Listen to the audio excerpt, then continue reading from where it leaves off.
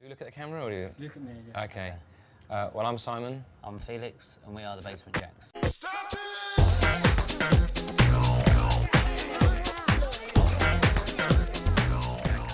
The first EP we did, we tried to get, we sent it off to a couple of record companies.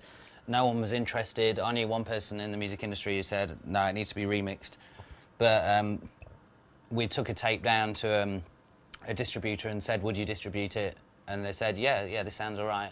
And would you press it, because we haven't got any money? And they said, yeah, that's cool. And that was Soul Trader, who supplied a lot of the shops with kind of underground stuff and more soul and like US garage at the time.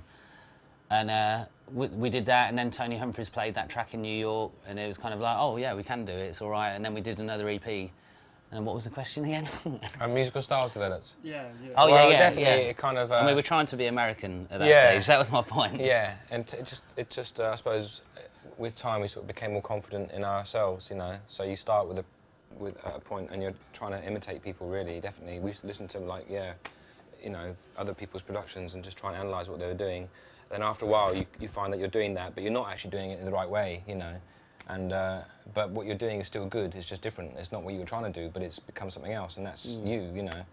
And with confidence, I suppose we're always sort of keen to try different styles and different tempos, and we're quite restless in a way. We kind of like to try lots of different things. We don't just stick with one thing. But that probably came after a couple of EPs when we got a bit of confidence. Yeah. Because the thing is, we thought that we'd created something that was like the American sound, because the Americans were playing it and were like, this is cool. And then we met people like Armand Van Helden, and they were like, yeah, we love your stuff, it's so European sounding, it's so different, it's not like all the American stuff. And we were like, oh, we thought we sounded American. They're like, no, it's great, because it's really quirky and different.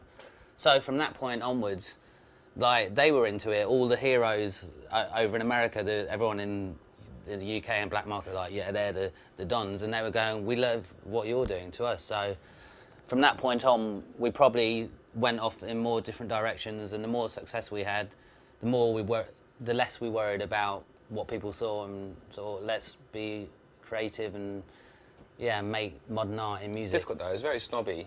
Yeah. In the UK snobby. at the beginning, no it's one very wanted much, to know us. It's not American. It's not like the real deal. Yeah. You know, and it wasn't. But they weren't maybe seeing that. Well, it might still be good. You know. Yeah. But it's something else. So.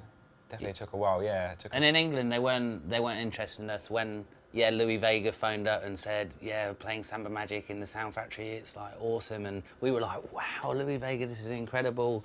And people like Armand Van Helden and Sneak, they were all getting into it. But here, people were like, no, we like American music, and kind of. But that's the way music is. It gets very purist, and I mean, people like Armand were very anti the purists of doing something like spitting in their face, which we were into as well. It's kind of like a punky attitude, which comes from underground music, which is exciting. And that fire, you want that.